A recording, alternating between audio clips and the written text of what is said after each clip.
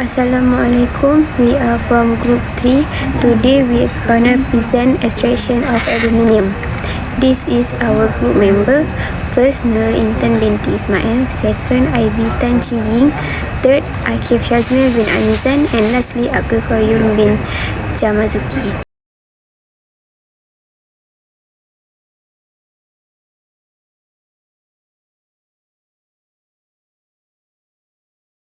Today we are going to talk about aluminium. It's a chemical element represented by the symbol Al, and its atomic number is 13. What makes aluminium so special, especially for engineering, is its incredibly low density. It's significantly lighter than many other common metals, weighing in at only 1/3 the density of steel. This lightweight property is a massive advantage in application where mass reduction is the key. Beyond lightness, aluminium also has a unique characteristic. When aluminium is exposed to air, it quickly forms a very thin but incredibly tough and protective layer of aluminium oxide on its surface. This oxide layer acts like a natural shield, preventing further corrosion and making aluminium highly durable and resistant to environmental water. So, while aluminium is super useful, it also important to understand that it's a highly reactive metal. This might sound a bit scary, but it's actually why we rarely find pure aluminium just sitting around in nature. Instead, aluminium is almost always found in the form of its oxide in ores. Here are some of the most important ores where we extract aluminium from. First, we have bauxite. This is the primary ore for aluminium and its chemical formula. It's an aluminium oxide combined with water. Next is corundum, which is actually pure aluminium oxide. This is very hard mineral, known in its germ from as rubies and sapphire. And finally, we have cryolite, which is sodium aluminum fluoride. Cryolite is particularly important because it is used in the industrial process to extract aluminium from its oxide ores. Assalamualaikum, my name is Abdul Qayyum. I'm going to present about tracing of ore. Tracing of aluminium, specifically bauxite, is the process of preparing the ore from extraction by mechanically removing impurities like ferric oxide and silica. This is done through crushing, pulverizing, and separation methods like gravity and magnetic separation. Alright, in this slide we can see the schematic diagram, which power or plus oil plus water, and the base we call pedal, draw in air and steer the plow.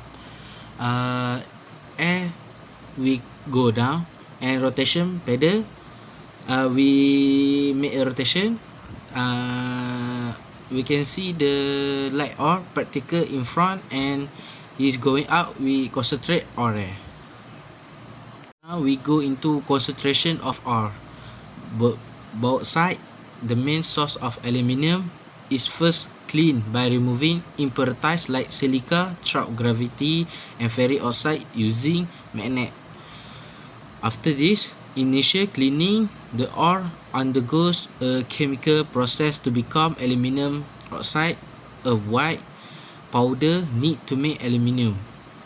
Since aluminium oxide has a very high melting point over 20 C, making it too expensive to melt on its own, is instead dissolved in molten cryolite for easier processing.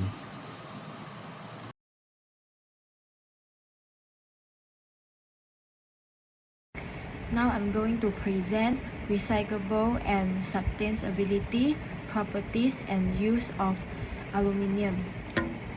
First is reusable and sustainability. So we have 5 points about reusable and sustainability. So first point is infinite reusability. It is because aluminium can be recycled indefinitely without losing its original quality and strength. Second point is energy resource and conservation. It is because recycling aluminium uses up to 95% less energy than extracting aluminium from raw bauxite ore. The third point is waste production and landfill diversion. It is because recycling aluminium reduces solid waste by preventing aluminium from being disposed of in landfill. The fourth point is reduce greenhouse gas emissions. It is because recycling uses less energy than primary mining, which means a much lower carbon footprint. The last point is most recycled beverage containers. It is because aluminum cans are the most commonly recycled beverage containers because of their high value and ease of processing. Next is properties. So we have 4 points about properties. The first point is low density. It is because aluminum's low density makes it lightweight and ideal for transportation and structural applications. The second point is ductility. It is because aluminum is highly ductile and can be easily stretched into wire or shape without breaking. The third point is good electrical conductivity. It is because aluminum's high electrical conductivity makes it a cost-effective alternative to copper in electrical wiring. The last point is good thermal conductivity. It is because aluminum transfers heat quickly, making it useful in applications such as radiator and cooking appliances. Assalamualaikum and good evening. My name is Akif Shazmi Anizan and my metric number is 231350901 and I'm from group 3 and our topic is about aluminium and I'm going to talk about the applications of aluminium. Okay, firstly, in the machinery components. This could include gear, shaft, bearing, housing and structure elements in industrial machinery engines or even household appliances. The choice of material will depend on factors like strength, ductility, wear, corrosion, and heat resistance. Okay, the next application is in smartphones.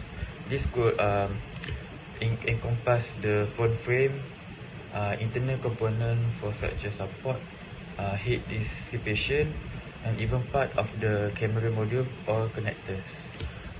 The material such as aluminium, steel, and various alloys are commonly used in smartphones for their strength, lightweight, and aesthetic properties. The next application is in transportation. This category is broad and covers the use of the material in vehicle across different mode of transport. This includes cars, trains, airplanes, ships, and bicycles. Application can be ranged from structural component into engine part, wheels, and various internal mechanisms. This material strength to weight ratio, corrosion resistance, and ability to withstand stress are crucial here. Next is in beverage containers. For example, containers for drinks. The most common examples are aluminum cans for sodas and beers, but could also include steel can. The key properties for this application is non-toxicity, ability to form a hermetic seal, and resistant to corrosion from the beverage. Next application is in electronics. This refers to the use of material in electronic devices. This could include computer components, for example, heat sink, circuit board, substrate and connectors, television, and also audio equipment. Conductivity, heat dissipation, and electromagnetic shielding and structure integrity are often important consideration. Next is, and the final is in construction. This indicates use of the material in building and infrastructure project. The most commonly involved steel for reinforced concrete, structural beams, facades, and decorative elements. Durability, strength, and resistance to environmental factors are paramount in construct application. Thank you.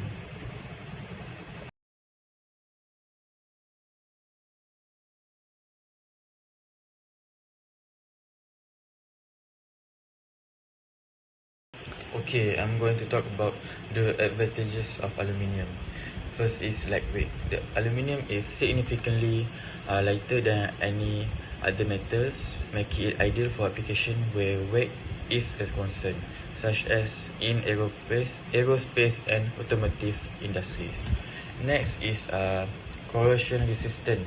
Aluminium naturally forms a protective oxide layer that helps prevent corrosion, making it suitable for outdoor and marine applications. Next is strength to weight ratio. While lightweight, aluminium still offers a good strength, especially in alloys, allowing for robust construction without added weight. Next is malleability and ductility.